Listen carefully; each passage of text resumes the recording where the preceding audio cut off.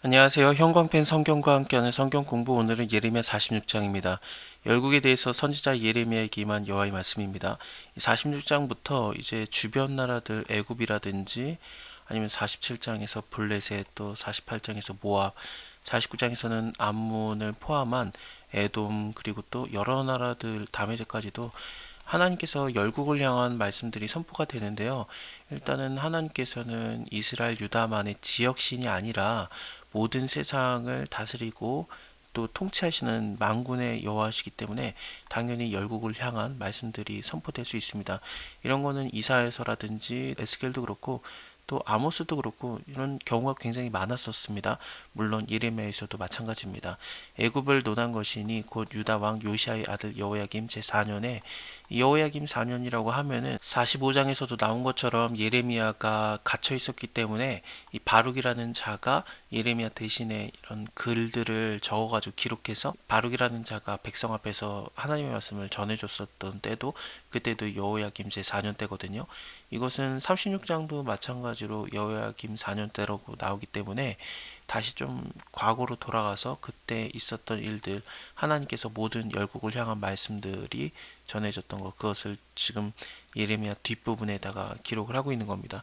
그래서 시간 순서는 아니지만 앞으로 일어날 일들을 적어 놓은 거기 때문에 이것도 뭐 뒤에 나오는 것이 그렇게 이상한 건 아니죠. 그때 유브라데 하숫과 갈그미스에서 바벨론 왕 느부갓네살에게 애굽 왕이 졌었거든요. 그때 하나님의 말씀이 임했던 겁니다. 너희는 큰 방패, 작은 방패를 예비하고 나가서 싸우라. 지금 애굽의 사람들에게 말하고 계시는 거죠. 너희의 기병이여 말에 안장을 지어 타며 투구를 쓰고 나가며 창을 갈며 갑옷을 입어라. 여호와께서 가라사대 내가 본즉 그들이 놀라 물러가며 그들의 용사는 패하여 급히 도망가며 뒤를 돌아보지 아니하며 어찌 민고. 처음에 올 때는 좀 기세 등등했던 것 같은데 큰 방패, 작은 방패도 가지고 오고 또 애굽에서 유명했던 그런 무기가 이런 말이라든지 기병, 뭐 마차 그런 거였거든요. 이런 것들을 다 갖고 왔는데 져서 도망가는 상황이 됐던 겁니다. 두려움이 그들의 사방에 있음이로다 하셨나니 발이 빠른 자도 도망하지 못하며 용맹이 있는 자도 피하지 못하고 그들이 다 북방에서 유브라데 하숫가에서 넘어져 엎드러지는도다. 저 나일의 창이랑과 강물의 흉영함 같은 자가 누구냐.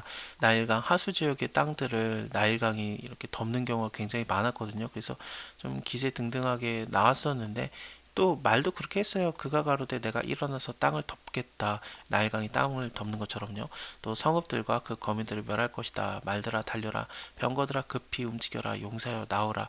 방패를 잡은 구스인과 부딘과 활을 당기는 루디민이여 나올지어다. 이렇게 애굽의 주변에 있던 나라들의 그런 용사들까지도 같이 데려와서 싸웠는데 결국에는 그날은 이기는 날이 아니라 하나님께서, 여호와께서 그 대적에게 원수를 갚는 복수일이었습니다.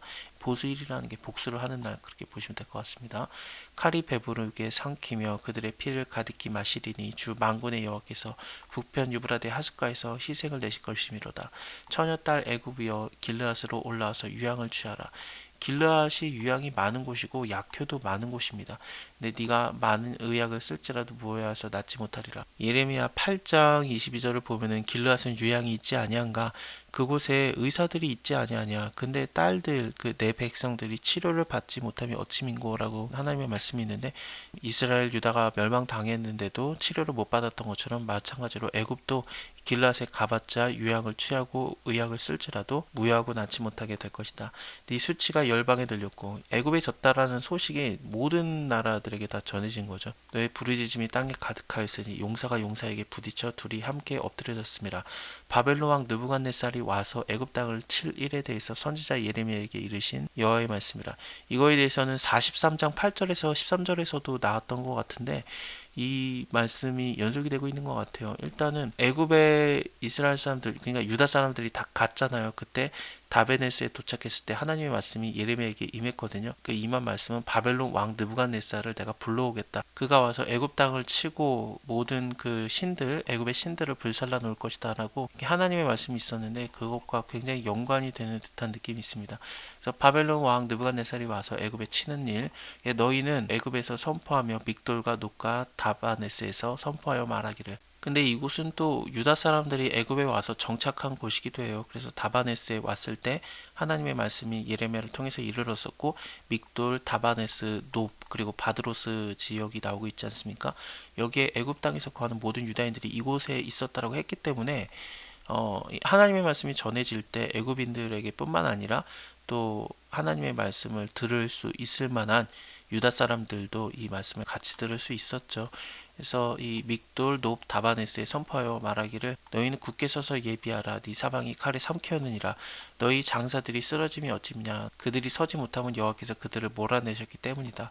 그가 많은 자로 넘어지게 하시며 사람이 사람 위에 엎드려지며 이르되 일어나라. 우리가 포악한 칼을 피하여 우리의 민족에게로 우리의 고토로 돌아가자 하며, 고토라고 하면은 고향 땅을 얘기하는 거예요. 거기서 부르짖기를 애굽 왕 파라오가 망하였도다. 그가 시기를 잃었도다. 만군의 여호와라. 일컫는 왕이 가라사대 나의 삶으로 맹세하노니 그가 과연 산들 중에 다볼같이 해변의 갈멜같이 오리라. 이 다볼산이라든지 갈멜산은 그렇게 큰 산은 아니에요. 사실 500m 조금 넘는 그런 산들이지만 그 주변에 다른 산이 딱히 없기 때문에 굉장히 웅장해 보이는 산이기도 합니다. 그리고 이 산들은 이스라엘에 있는 산이에요. 다볼산은 이스라엘 골짜기, 그러니까 북이스라엘 쪽에 있는 산이고, 그 해변에 있는 갈멜산도 마찬가지로 이스라엘에 있는 산이거든요. 그래서 하나님께서 이스라엘에서 오는 그런 느낌이 있는 것처럼 표현을 한 거죠. 애굽에 사는 딸이여 너는 너를 위해서 포로의 행리를 준비하라. 포로의 짐을 싸고 가는 거, 그런 거를 얘기해요. 노비 황무하여, 노비라는 거는 하 애굽의 수도라고 보면 돼요. 멤피스 지역인데 여기가 불에 타서 거민이 없을 것입니다. 애굽은 심히 아름다운 암송아지라도 북에서부터 멸망이 이르렀느니라. 또 그의 중에 고용군, 고용군이라고 하면은 용병들을 말하는 거겠죠. 용병들은 외양간의 송아지 같아서 돌이켜 함께 도망가고 서지 못하였나니 재난의 날이 이르렀고 벌받을 때가 왔습니다. 하나님의 심판의 날, 하나님의 보수일이 왔다라고 아까 표현을 했었지 않습니까? 하나님의 원수 갚는 날, 복수하는 날이 오고 있어서 애굽 사람들은 기어서 도망가는 것 같은 거예요. 애굽의 소리가 뱀의 소리 같으리니 이는 그들의 군대가 벌목하는 자 같이 도끼를 가지고 올 것입니다. 느부갓네살이 쳐들어오기 때문에 이제 기어서 도망가는 뱀의 소리를 내고 가는 그런 형상을 그리고 있습니다. 나 여호와가 말하노라. 그들이 황충보다 많겠고, 그런 메뚜기들을 얘기하죠. 메뚜기보다 많겠고 계수할 수 없으므로 조사할 수 없는 그의 수풀을 찍을 것이다. 딸 애굽이 수치를 당하여 북방 백성의 손에 부침을 입으리로다. 나 만군의 여호와 이스라엘의 하나님이 말하노라. 보라 내가 노의 아몬과, 노의 아몬이라고 하면은 노는 그 상 애굽이라고 해야 되는데 거기에 수도 테베라는 곳이 있습니다. 그곳에 아몬신이 있어요. 아몬신은 그 원래 테베의 수호신인데 애굽 전체의 수호신으로 좀 발전이 되는 그런 신이거든요. 이 신과 파라오와 또 애굽과 애굽의 신들과 왕들 곧 파라오와 그를 의지하는 자들을 벌할 것이다. 그래서 애굽 전체가 멸망당하는 것 같은 그런 느낌이 있죠. 내가 그들의 생명을 찾는 자의 손 곧 바벨론 왕 느부갓네살의 손과 그 신하들의 손에 붙이리라. 그럴지라도 그 후에 그 땅이 여전히 사람 살 곳이 되리라. 여호와의 말이니라. 내 종 야곱아 두려워하지 말아라. 이스라엘아 놀라지 말아라. 보라 내가 너를 원방에서 구원하며 너의 자손을 포로된 땅에서 구원하리니 야곱이 돌아와서 평안히 정온이 거할 것이다. 좀 잠잠히 거한다. 조용히 거한다. 그를 두렵게 할 자가 없으리라. 나 여호와가 말하노라. 내 종 야곱아 내가 너와 함께하리니 두려워하지 말아라. 내가 너를 흩었던 그 열방은 다 멸할지라도 너는 아주 멸하지 아니하리라. 내가 너를 공도로 징책할 것이요 결코 무죄한 자로 여기지 아니하리라. 하지만 하나님께서는 그들을 공의로 판단하시고 무죄하다고 여기지는 않으실 겁니다. 자, 오늘은 여기까지 보고요. 다음에 블레셋 사람에 대한 하나님의 메시지를 이어서 보겠습니다. 감사합니다. 다음에 뵐게요.